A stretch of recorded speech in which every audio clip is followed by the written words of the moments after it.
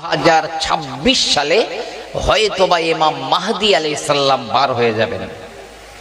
তাদের যুক্তি, নবী পাক বলেছেন ইমাম মাহদী যে বছর বার হবে সেই বছরে রমজানুল মোবারক, পয়লা রমজান চন্দ্রগ্রহণ, 15ই রমজান সূর্যগ্রহণ হবে। তো এরা দেখছে আমেরিকার নাসা বিজ্ঞানীদের ক্যালেন্ডার অনুযায়ী দেখছে আগামী 2026 সালে এই একই রমজানে চন্দ্রগ্রহণ আর সূর্যগ্রহণ হবে। তাই যদি হয় তাহলে ইমাম মাহদী 2026 সালে বার হতে পারেন, তবে আল্লাহ পাক ভালো জানেন। আর ইমাম মেহেদী বার হওয়া মানেই তৃতীয় বিশ্বযুদ্ধ শুরু হবে। জি, তৃতীয় বিশ্বযুদ্ধ শেষ হবে, তার 7 বছর পরে দাজ্জাল বার হবে। সময়টা যেন খুব কাছাকাছি মনে হচ্ছে, তবে কিয়ামত এক্ষুনি হবে না।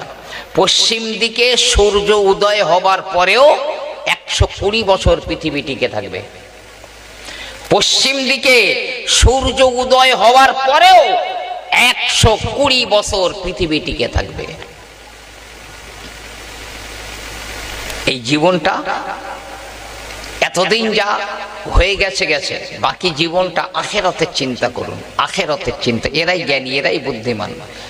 নবী পাক বলছে আমার উম্মত 5টা জিনিস ভালোবাসবে, 5টা জিনিস ভুলে যাবে। তবে ওরা যদি ওই 5টা যে জিনিসগুলো ভুলে যাবে ওইগুলো মনে রাখতো, যে আর যে 5টা ভালোবাসবে ওই 5টা যদি ছেড়ে দিত বড্ড ভালো হতো। তার মধ্যে 1 নাম্বার, ইউহিব্বুনা দুনিয়া ওয়া ইয়ানসাউনাল আখিরা। দুনিয়া ভালোবাসবে, আখিরাত ভুলে যাবে। এটা কোনো বুদ্ধিমান মানুষের হারগিজ কাজ হতে পারে না। 2050 সাল পর্যন্ত অপেক্ষা করেন। এই বেঈমান কাফেররা, এরা মাথায় আসমান ভেঙে পড়ছে এত কেন জানেন? আমরা খবর রাখিনি, ওরা রাখে। 2050 সাল পর্যন্ত অপেক্ষা করেন।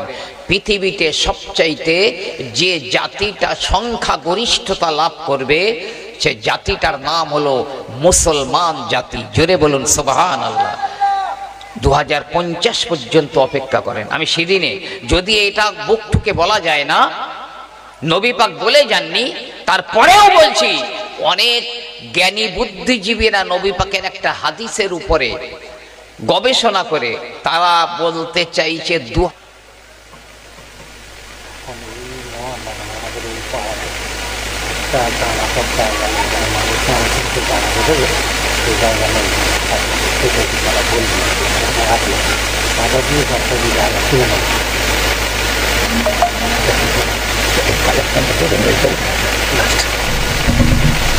তো ভাইরা আমার, এরপরেও আমার পরেও ফুরফুরা শরীফ থেকে আসবেন আওলাদে, আরেকজন আওলাদে মুজাদ্দিদে জামান হযরত মাওলানা ইয়াহইয়া সিদ্দিকী মাদ্দাজাল্লাহুল আলী, তিনি আসবেন। আমার হাতেও খুব সময় কম, তো আমি তো বিদায় নেব। গত বছরেও বলেছিলাম, আপনাদেরকেও বলছি, আমার নিজের স্বার্থে নয়, আল্লাহর কসম বলছি, যাতে আপনার নামটা আবু বকর সিদ্দিকের নামের সঙ্গে মিশে যায়। কিয়ামতে যেন আল্লাহ বলেন আবু বকর ওদের কেউ নিয়ে জান্নাতে চলে যা। আল্লাহ যেন বলেন, এই চিন্তা ভাবনা নিয়ে আমি বলছি আপনাদের